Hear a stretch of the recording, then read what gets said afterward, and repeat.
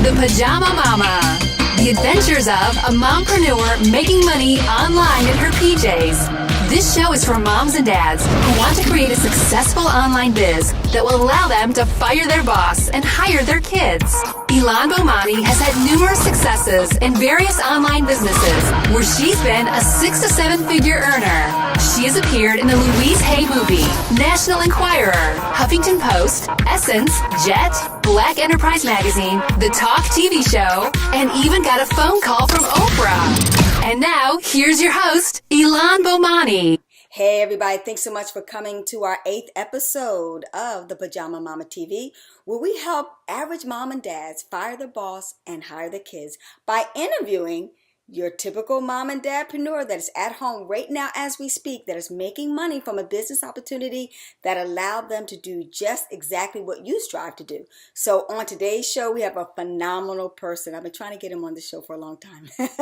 He's a busy bee. His name is Cohen, and I call him the Kindle King.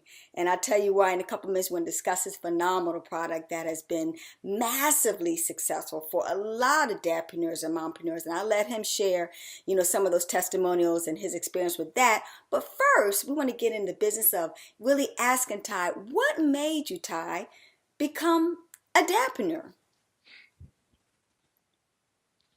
Wow. You know what? That's a good one. One of the reasons was to free up my time a bit more, right? And secondly, to get my kids to the point where, unlike myself, where I didn't start learning about entrepreneurship until my late teens and early 20s, I wanted them to get it and to start grasping this stuff as early as possible. So I have 4 kids, right? Wow. And I didn't start that with my 2 oldest, who are now 17, until later in their life. Like my daughter, we were talking about her behind the scenes. I actually got her started with Kindle publishing about 3 years ago when she was 14. And my 2 youngest ones, who are 8 and 11 now, my wife and I, we have them do different things around the business, whether it's filing or handling chargebacks, or just little things, that they can just start to really get involved with and say, okay,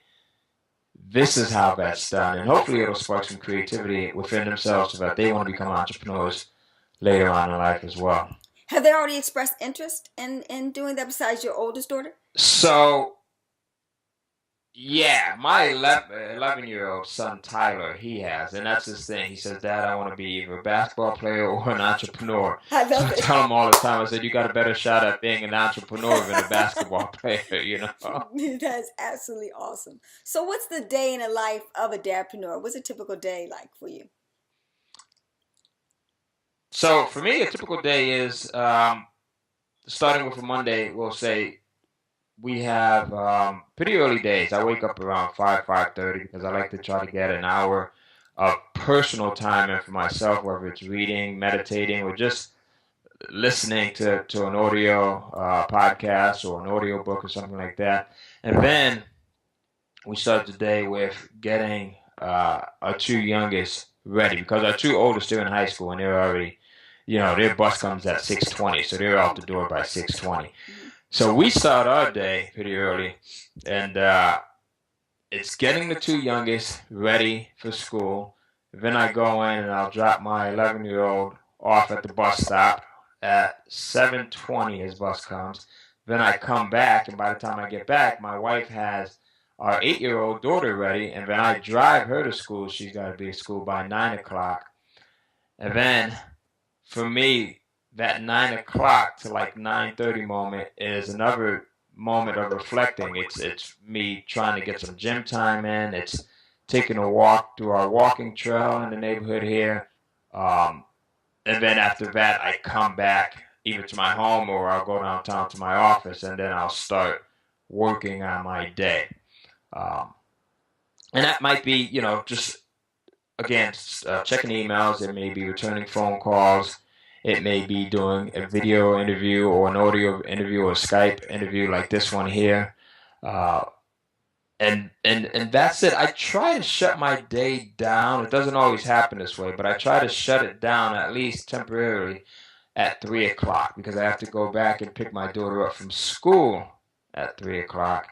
And then after school, because our kids are involved in a ton of different activities, it's then activity time from like 3 to 7:30 or 8 o'clock. All right. And then we come back home. We're usually home by 9 o'clock. And then I'll work on business again for an hour or two, or sometimes 3. I'm up to about 12 or 1 o'clock sometimes, and then start that day all over again. So that's where I'm at. That's what my day looks like. So what are the pros and cons, as far as being a dadpreneur, as far as your business is concerned? I would say the pros are everything. You know what I mean? I love being able to go on a field trip with my kids and be the only dad there. Like, there's something special about that. Wow. Right? And so you'll see a lot of moms there usually, or you'll see a few parents, but to be one of the only dads that's there is like something really special for me. And I really didn't get that until about 3 years ago. We were at a farm and we were picking strawberries, and I looked around and I said, but there's no guys around. And I had to take a few seconds to just reflect on that and to show some gratitude and just say a quick thank you right there for me being in this position. Because it's been a journey. It's been a long journey, right? Yeah, definitely. So I think that we have to get to a point where we don't take anything for granted, right? And that's one of the things. So something as small as that.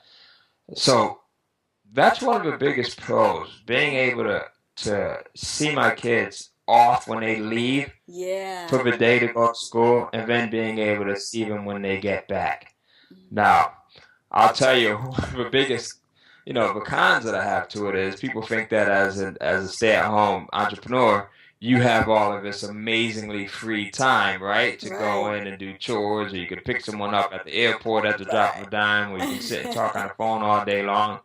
So, and that's the furthest thing from it. Like, you've got to be a master of managing your time management, which is something that you're continuously working on, right? And is it like, I've heard from so many other, mom and dadpreneurs, it's about time management, it's about organization, and what would be the third one for you? Well, I'm still trying to master organization, because if you had a chance to look at my desk right here, you would say I'm not the most organized ever. Right. Yeah. So I'll tell you this, and it's in this order for me. It's discipline number one. Ooh, yes. Having the discipline to get up when you don't feel like getting up, right? That's true. Having the discipline to I said that I like to make sure that my most important projects are done between 9:30 and 3 o'clock. All right, so I have to have that discipline and that focus and that self-management. I have to fight the urge to stay off of Facebook. As much as I love being able to check out what's on Facebook and share posts and things like that, I have to fight the urge to stay off of YouTube, right? Because YouTube, there's just so much there. You can just easily chase dozens of different rabbit holes at any given moment. So I would say self-discipline, number one, and then time management, number two, and then just to make me look good, we'll throw organization in there as well. I like it. I like that. I like that discipline aspect of it, because you're right. That is the main thing. Normally with the typical JOB, it's kind of our time and things of that nature is structured for us. So we know where we're going to be from 8 a.m. to like 3 and 4 o'clock, in the afternoon time. So I'm going to commend you for that one, because of all the people that I've spoken to so far, now, that's the one we neglected. Go on, you was going to say so isn't it amazing how disciplined we can be when we have that structure? Like, that's something that I often think about. I think about that often.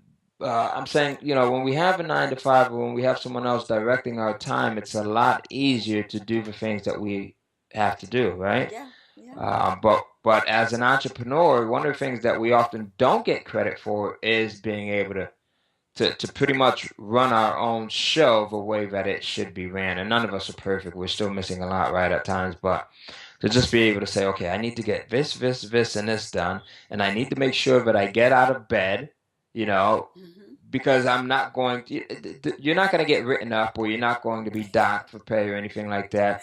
And I'm probably using dated terms. I haven't been in the workforce I'm in with you on that one. like 20 something years. But you don't have to be there at a certain time, right? So you're not going to get in trouble, or you're not going to be um, penalized if you're not, right? So it's that discipline. So Now, what would be there's a lot of dads out there that want to be like you when they grow up. I mean, they're working a typical, job. Now, before you became a dadpreneur, did you have a traditional type of job or company or things of that nature that you were working at before you made the transition? I did. Okay, alrighty. I did. I had one job, and I actually started. I'm from Connecticut, right? So Okay. in Connecticut, we had a teen work program, and basically, at the age of 14, you could go into the workforce during the summer, and you could get some work experience, right? So if you were 14 years old, so I did that, and I ended up working for a company called Walgreens Pharmacy. Oh, we know that one. It's my first and only job. Wow. And I worked for Walgreens for 9 years. Are you Got some serious? experience. Oh my God. That's it. Wow, that is amazing. Only one job before you. Wow, that is amazing. That is really cool. Now, what advice would you give to a dadpreneur, a dad that wants to? Matter of fact, one of my students, we're actually going to do a reality show based. His wife is pregnant right now. She's going to deliver in July. And believe it or not, Nice. Ty, I'm going to recommend your program for him because he's a great writer. That's his forte. That's his hobby. That's what he loves to do. And he wants to transition because he knows his wife, once she has the baby, and she's a teacher. She's not going to want to go back to work. So I thought with both of them together, if she's a teacher, I'm sure she can write, she can structure, things of that nature. He's a writer by trade. He's got a lot of niches and hobbies that he likes. That would be a great course for him. So what would you recommend for a dadpreneur as far as, what skills they need in order to make that transition? Okay, so one of the first things, and I just put a post up on Facebook today about this morning, actually, because I was speaking to one of my clients about this individual has several great business ideas, amazing business ideas, but she's been telling me the same business ideas for about 5 years now. So, and her issue is trying to be too perfect at any one thing. So this is not really a skill, but when you're going into business, and even for those of us that are already into business, and this is a reminder to myself as well, is to try not to make anything too perfect. I find that perfectionism can often equal procrastination, right? You're waiting to make sure that you have the best resources, you have the amount of money that you think you have, you think you need this awesome computer, you need whatever it may be. All right. And oftentimes, just waiting to that point where you think that you have to have everything on 100% will lead you to lost months, years, or even decades for some people. And then you never get started, right? Or your business never flourishes to the degree that you deserve it to be. Because all of us deserve amazingly incredible businesses because in turn we help others with our businesses. So I would say to get the habit of needing to be too perfect and overanalyzing things out of the way first. Do it, get it done, and then go back and revise as needed. And that's much easier, especially with the internet and things being digital to the degree that they are now. The other thing, as far as actual skill sets, I would say, learning to cope with the fact that we're not going to be able to do everything ourselves. Another problem that entrepreneurs have, including myself, is thinking that I have to do everything. If it's going to be done right, Ty has to do it. Yeah. That's ego. Right? Gotcha. Control issues. So it's a control/ego issue, right? Like we have to be in control. And, we're both Aquariuses, right? So we got these egos right there that come into play sometimes. We think that, okay, well, Johnny's not going to be able to put my site together or write the copy or service customers or whatever it may be as well as I can do it. And oftentimes that holds us back as well. I'd rather have something. I have a good friend of mine, Greg Caesar, who said something a couple of months ago that really stuck with me. And he said, I'd rather have something done 80% of the way and get it out there. Yes. And remove from my to-do list than to have to wait weeks or months or years in order to be able to do it myself and quote unquote have it done 100% of the way. True. So Right? true. So become a master at leveraging other people's time and resources. There's people that are much greater than you at what you do. I published a ton of Kindle ebooks, right? And I'm not a great writer. As a matter of fact, Me too. this shows you how much of a great writer I'm not. I failed English 101 not once but twice. Like, how do you fail English 101 twice? I can completely, but I'll make you feel even a whole lot better about that. In a nutshell, I had some typos in my book, Dynamic Diva Dollars. If I had waited to get all that done, I wouldn't have got invited on the Oprah show or the Talk TV show or all those other type of opportunities trying to be a perfectionist. I just believe in imperfect perfection. Get it out there. Just get it out there and let the chips sometimes fall where they may lay. And I think people like also the nuance of you being real and authentic. You know, people aren't expecting perfection too. So yeah, that's cool. But you was going to say something else. I'm sorry before I interrupted you. Yeah, I'm having such a great time. I forgot. I got a million things here that I want to talk about. So if you leave it up to me, we'll be going forever. But I was just going to say, you know, I had the same issues with my book here. One of the first books that I published, I had the typos, I had the grammatical errors in there. And I got to a point where, you know, so many people would come up and say, hey, Ty, you know that there's a spelling error on page 42. So I came up with the idea. I said, you know what? There's a few of them in there. And it's actually a contest. So whoever can find all of the spelling errors and the grammatical errors in there, you're the winner. I don't know what you'll get, but you're the winner. Right? I like it. I'm stealing that and then we eventually republished that. There you go. That one. I like that one. That is absolutely awesome.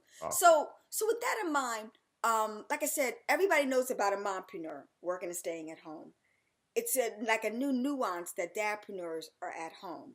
So it's also like, let's talk to the dads that are kind of like macho type of thing, and they have that insecurity of people thinking, you know, they're at home dadpreneurs, so they're not really doing, you know, the providing aspect of it. What would you say to that? Man, I would say that that's so bogus, right? I think that whether you're a single parent or not, or even if you don't have any kids, but if you're single, I'm speaking to those of us that have children, your children need to see you, right? On average, I read something a few years ago that said the average parent spends less than 30 minutes a day speaking to their kid. It's true. Okay, less than 30 minutes a day throughout an entire 24-hour period. Wow. Less than 30 minutes a day goes to one-on-one personalized time with your child, right? Yes. So think about that. If you're not already an entrepreneur, and even if you are, I mean, that gives you even more of a reason to want to create your lifestyle, to create your day, and to be able to dedicate more time towards spending with your children. I'll tell you something. I love working, right? And I'm actually a workaholic. I'm a self-professed workaholic, and I just love what I do. I love being able to help people, talk to other individuals. And there was a point in my life, as a matter of fact, not too long ago, 3 or 4 years ago, where I worked 12, 14, sometimes 17, 18 hours a day. Wow. Okay. Wow. I have 2 offices, one in my home and one outside of my home in downtown Raleigh. I live in North Carolina now. And I would work out of my home primarily because it was just easier for me to just get going, right? Gotcha. To get going and really work as long and as early as I wanted to. And my children, I told you, I have the 2 teenagers, right? So my daughter, at one point, she's getting ready. She's leaving for the bus one day. And my office, the way our house is set up, you come into the front door, and then we've got a dining room on the left, the foyer, and then my office is to the right. So she's coming down the stairs. She's leaving out the door. This is about 6:15 in the morning, and I'm in my office already working on something, right? And she stopped and she said, "Dad, you know what? You're working in your office from the time that I leave school in the morning, 6 o'clock, until the time I get home in the afternoon, 5 or 6 o'clock, you know, after activities and things like that." And it was just an observation of hers. As children observe things that we don't observe. She didn't mean any malice by it. It was just an observation. But it made me reflect. I said, man, you know what? I'm spending too much time working and not enough time with my family. And at that moment, I sat and I said, I have to restructure the way I'm doing things here. Right? So it really put things in perspective for me. So at that moment, I said, you know what? I'm going to dedicate more time to spending with my family, my wife, my children. And it also allowed me to sit back and reflect on the things that I was doing. I said, I'm also going to set the intention of only working with those people that I want to work with, only working when I want to work, and only working on the projects that I want to work on. Wow. Okay?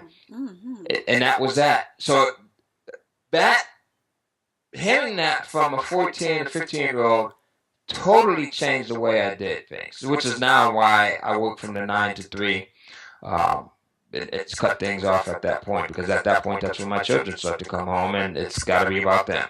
Yeah, I can totally concur. Sometimes as we teach most what we need to learn, and more importantly, sometimes the wisest ones are our kids in a lot of situations. I can vouch for that with my own personal experience. So let's talk about this phenomenal. Let me let everybody know this, that Ty was at the beginning. I'm sure everybody heard about tons of Kindle products that are out there, but Ty was at the very beginning with Kindle Cash Flow. Inception of when, the Kindle whole business came out for everybody. So I'm telling you right now, ladies and gentlemen, we're talking to the best. We're talking to one that has been in it to win it from the very beginning. And we don't like to talk too much about numbers, but he has made 7 figures in this business, ladies and gentlemen. I think we're working on 8 figures. Is it this year? Is that what it is? Is it this year, or has it already happened for you, Ty? The last time I talked to you. That's the goal. 8 figures in a single year. Okay, see, that's what we're talking about. That's what we're talking about. So we're talking to someone who has been there, done that, and wore that t-shirt. A lot of people put out a lot of products, but they haven't accomplished the objective. So Ty's going to share with you a little bit more about Kindle. What is Kindle publishing for our beginners out here that know nothing about this phenomenal program and business opportunity? Absolutely. And this is something that I'm really passionate about as well. So Kindle publishing, everyone's familiar with Amazon.com, I take it, right? We probably all order from Amazon, especially if you're like me, you've got a UPS truck that's coming up to your doorstep at least a couple of times a month, maybe, or you're ordering ebooks off of Amazon. You're probably watching movies and television shows, right, using Amazon's digital features. So a few years back, as a matter of fact, let me ask you a question here. I want to turn the tides a bit here. Do you remember when Amazon.com first got started? Like, what was one of their #1 goals? What was before they started selling like Cheerios and Tide? To be the #1 bookstore in the world. That was it. It was all about books. Absolutely. That was it. You're one of the few people that actually remember that actually get that. I remember when they came out. If I had a prize, I would give it to you. Okay. Next time.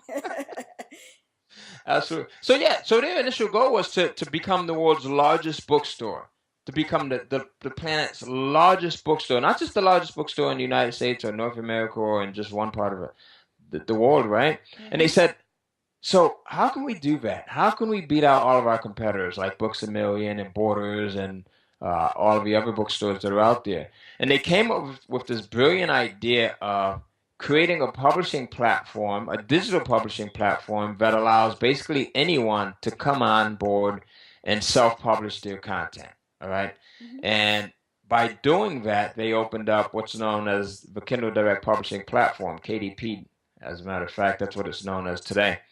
And they just opened up the floodgates. They said, if you've got great content, doesn't matter how long it is, it could be 10 pages, 20 pages, 500 pages, come in and make it available on our site, Amazon.com.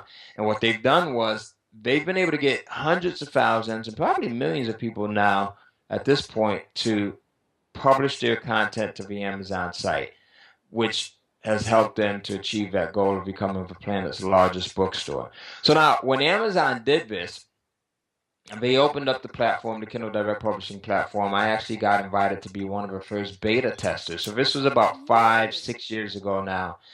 And at first, to be honest with you, I was a little bit skeptical because I said, who's going to read digital books? Like, as an internet marketer, I was familiar with the term ebook and had consumed and purchased a ton of ebooks, right? But I thought for entertainment purposes, who's really going to be interested in purchasing a digital book? People like to read physical books, things that they can mark up and dog ear and throw in the back of their vehicle and come back to, at a later time. But I was wrong. One of the few times where you'll get me to admit that I was wrong. And I'm so glad that I was wrong, because I've gone on to make a ton of money with this. I've gone on to teach a lot of people how to do so. And I've gone on to create just an amazing lifestyle, a lifestyle of freedom, which we spoke about earlier. So basically right now, whether you're a writer or you're someone like myself who's not in a traditional writer, you can still go on Amazon. You can self-publish content. You can publish reports. You can publish ebooks. You can publish full-size books and really make a creative living with this. Amazon's created this publishing platform where it's a lot different than the traditional publishing model, where you would get just a few percent as far as royalties. With Amazon, they pay you 70%. So let's say if you have an ebook that's selling for $9.99, you'll get paid $7 every time that book sells on Amazon, and Amazon keeps 30%. All right, which in itself is just fantastic. The other amazing thing about it is you get exposure to Amazon's their extremely massive reach. Right, they've got like this global customer base. People trust the Amazon name. It's a credible site. When you order something from Amazon, there's never a doubt as if you're going to get it, right? Or not. And it's just a fantastic way. And if anyone is ever interested in learning more about it, you can visit Amazon and go to kdp.amazon.com and get started. I also have a couple of free videos that will teach you. I've got I call it my 3-step process, right? Okay. And I have a 3-step process that I share on video that will show you how to go about getting your book idea out of your head. Okay. And if you don't have a book idea, I'll teach you how to find one, and then how to get it written, whether you're going to write it yourself or hire someone else to write it, which is very inexpensive.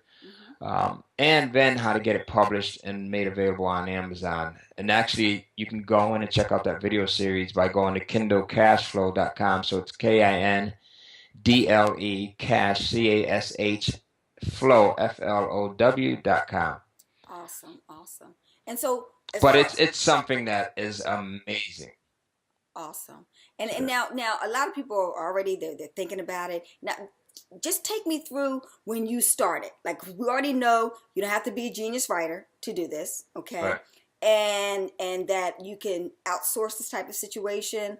How much does it cost to get started? I mean, on Kindle. Like most people, when they start a business, they got to make an investment. So what's the financial investment if they want to do the Kindle type of business? Okay, so this is the best part. So the Jewish side in me, right? You may not be able to tell I'm Jewish with the last name Cohen, right? I know, that's what I was going to ask you about that later. That's another conversation. That's a whole nother I'll be honest right with you. I didn't see your face when you did a presentation. I thought you were Jewish. I did. Okay, go on. I get that so much, especially if people watch a webinar. So now I started including my picture in webinars and in my bio and everywhere else, right? I get that I sound like a short Spanish person, so they just can't put together the Thai Cohen. So I don't know where that came from.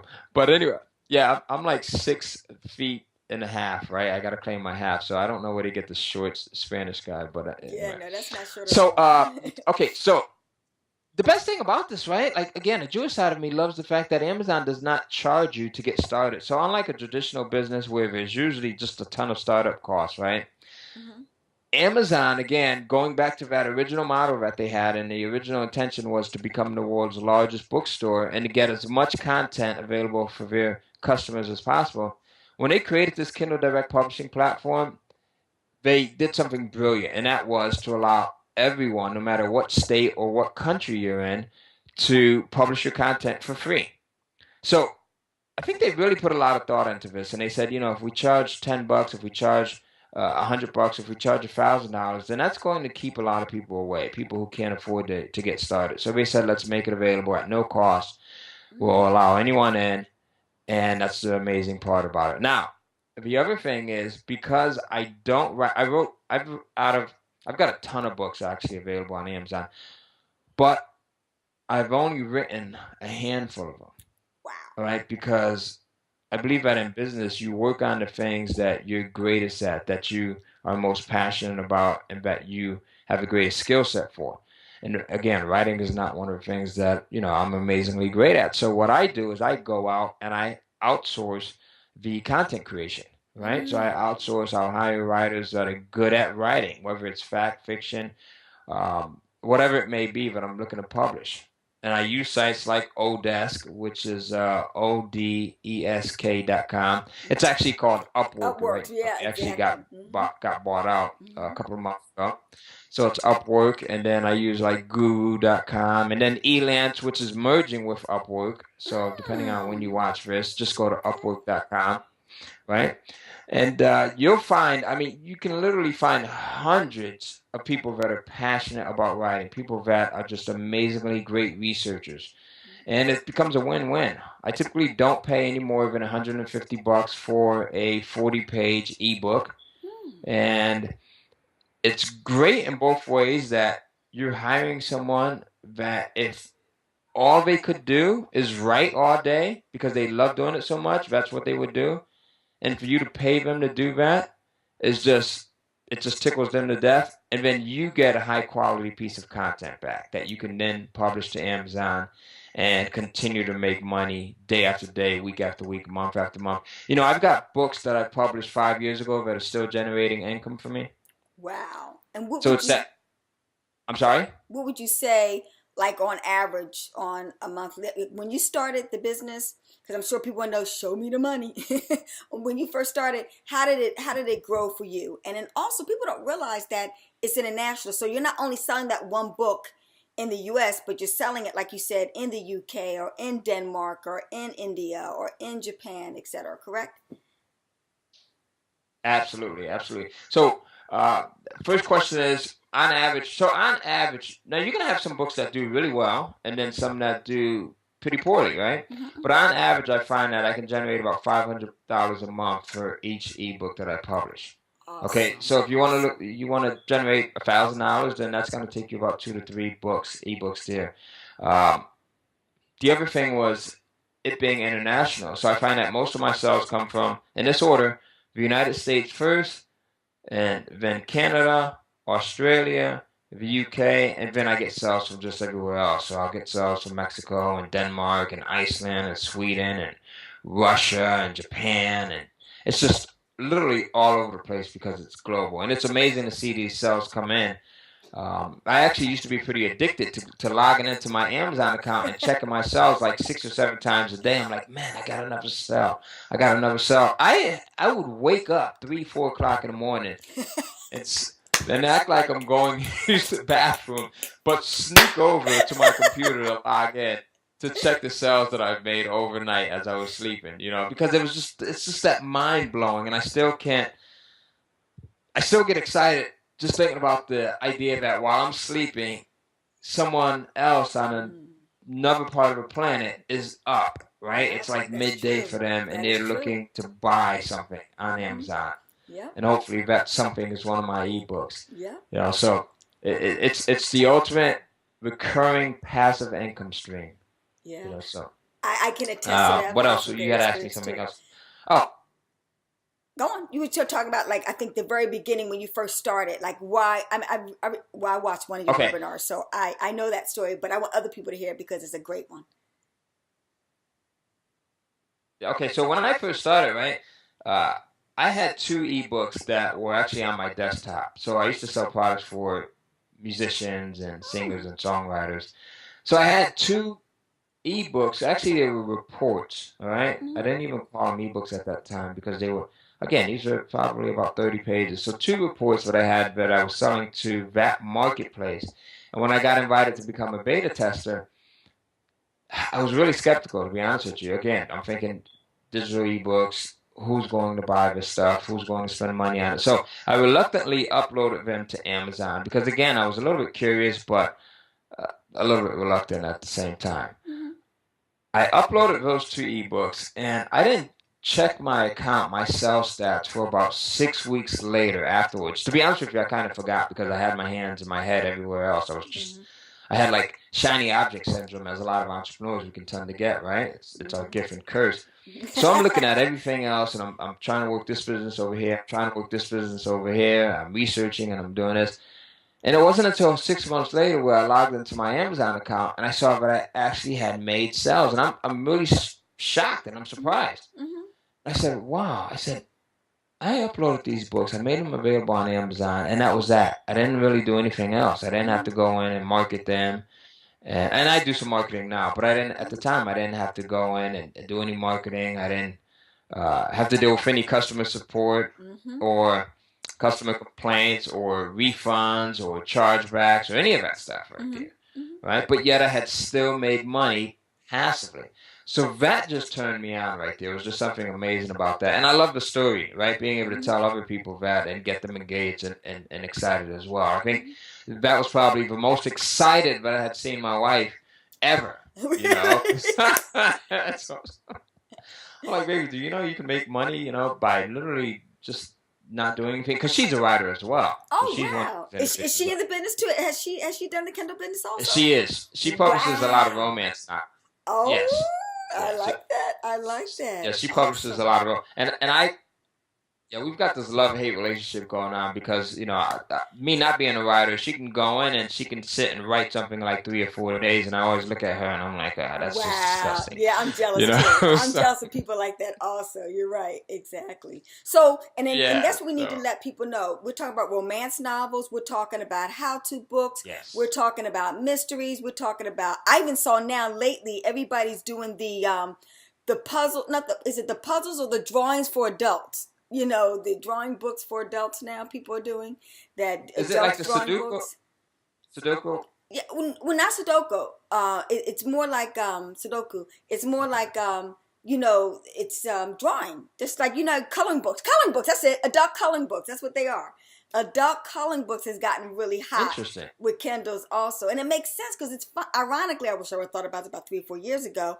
For stress reliever, I like to draw, you know, my kids, I got kids, so I sit in the middle of the floor with them, and I realize, hey, this is great therapy. Let me continue to do this. I was doing it more for me than for them at one point, but that became very hot and popular. So, you know, we got games, we got trivia that you can do, and, you know, and I'm in concurrence with Ty that it really is something that an average, typical mom and dad, you don't have to like to be a writer or be a good writer in order to successfully make money in this business, right, Ty? Yeah, absolutely. And it doesn't take a ton of skill, right? It doesn't take a ton of skill. We all have something that we're interested in. You don't even have to be extremely passionate about the subject, right? A lot of the subjects that I publish them because there's other people that are interested in them. And they're sellers. They do well. Now, the first ebooks that I did publish were based around subjects that I was passionate about, music, right?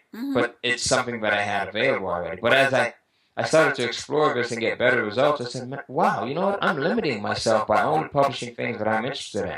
There's an entire world out there of information and products and things that people want to read about and learn about and be entertained at with that I'm missing the boat on. Romance novels. I'm not a big, I look this way because my wife has, I'm actually in my wife's office right now. She's got these 2 big bookshelves full of romance novels. It's insane. So when I thought of romance novels, I'm looking at her collection here.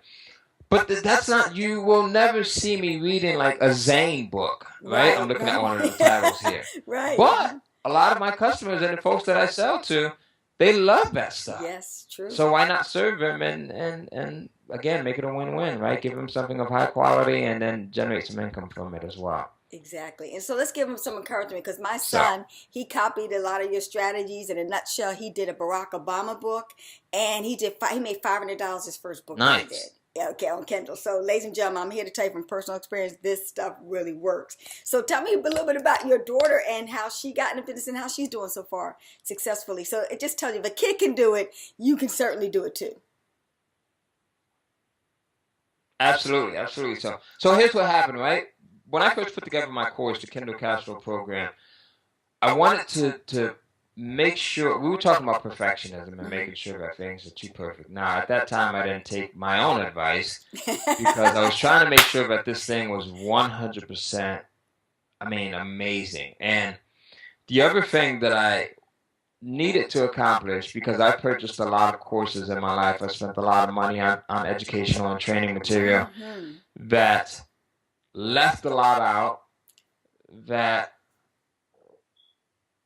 spoke only to those that were doing things at this level that were super advanced, or that only spoke to level people, individuals that were just beginners, right? Okay. So I wanted to make sure that I covered information that would be suitable for the newbie, the total beginner, the person that's a little bit more advanced, and the person that's really advanced, right? And I wanted to be able to make sure that just by taking my program, whoever took it would be able to get everything that they needed, no matter where they were. So I said, okay, I'm going to use my daughter, who was 14 at the time, as a guinea pig. I'm going to give her this program. And she loved mystery thrillers, right? At the time. She's off into something else now. But at the time, she loved like mystery thrillers. And I said, okay, here's what you need to do. Her name's Maya. Maya, you need to go in and create a series of mystery thriller books. This is something that you're passionate about. This is something that you spend money on, and you know this audience, right? Take this program here, and I want you to go in and publish 5 books. So she was able to do that. She was able to take it, publish her own books, her first 5 books, and get to the point where she started generating revenue. Wow. And when she did that, I knew that I was onto something. I said, okay, well, if a 14-year-old can do this and get results, then anyone can do it. I've accomplished what it is that I set out to accomplish. She's now gone on to the point where consistently every month she generates between $4,000 to $5,000 a month. Right. And it's just an awesome way to save for college. It's an awesome way to save for that first car. It's an awesome way to save for, that first home, because she is now 17. She'll be 18 in May. Yeah. And it's an even better way for me to keep my money in my pocket. Every parent like that. Right. Everybody wins again, right? Exactly. It's a win-win. Awesome. That is great. So, that's encouraging. Thank you. I appreciate that. And I've got to read your son's book, because I'm pretty thrilled that he went in and published. So if you can send me a link to that, I will definitely go in and buy it. So give our wonderful friends I love here. hearing stories. I know that they're excited to hear more about your product and program. So tell us a little bit more how they can get in contact with you, and more importantly, how they get in contact with that phenomenal product that's going to hopefully allow them to fire their boss and hire their kids. Yeah, absolutely. So you can go over to Kindle Cash Flow. It's KINDLE. Kindle Cash, CASHFLOW, flow.com. To find out more about the course, to watch a couple of videos that I have up there, some training material. And if you ever have any questions, I love answering questions. Okay, I love being able to see people succeed and just being able to give back. I think, I've had a ton of success in my life, business and personal levels, both, that it's only right that I share some of this with other people. So reach out to me on Facebook, which is probably the best way. All right. Come in and post a hi or ask a question. I'm at facebook.com/Cohen, COHEN, Ty, TY, so it's backwards, last name first. Facebook.com/Cohen, COHEN, Ty, TY. And I'm a big believer in the fact that there's no such thing as a dumb question. I used to host a morning radio talk show. And it used to be like pulling teeth to get people to ask questions, because no one wants to come on and sound like, sound stupid, or sound like they're a newbie, or sound like they don't know what they're asking. But everyone has to learn. Everyone has to learn at some point, right? So if you don't know what it is that you're getting into, if you have a question that you may not know the answer to, then that's an awesome question to ask. So ask me your questions, and I'll try my best to help you out. Yeah, and I agree with Ty on that one. I always tell people how I made my first million. I always said that no question's a dumb question. You can't ask too many questions. And the people that ask the most questions make the most money. So I hope that's a motivator for everybody. Definitely do just that. Yeah, I'm always amazed that, sometimes I'll come into contact with people who are super successful. I mean, they've got, million-dollar, multi-million-dollar businesses. And they're still asking, like, what would seem the most basic questions. Wow. Like, this thirst for learning and being able to set ego aside when it comes to asking questions is just there still. So it's amazing. It's something to pick up that we can all learn from. Wow, awesome. Ty, you were absolutely phenomenal on today's show. We thank you so much. So everybody, if you're ready for doing Kindle publishing, getting in the business of, making some wonderful, job quitting income, definitely check out Kindle Cash Flow. And definitely, connect with Ty Cohen at facebook.com/Cohen, Ty, Ty, and let's have some fun. So, Ty, I'm going to tell you right now, we're going to see at the top, over the top, and more importantly, we will see you at the bank. Thanks so much for being on today's show. And everybody, don't worry, I'll have everything in the blog post, so you'll be able to click on the link and connect with Ty sooner. Thanks so much, Ty. Talk to you soon. Bye-bye. Beautiful. We got to do this again soon. Yeah, it was a lot of fun. Bye-bye now. Thank you. Bye-bye.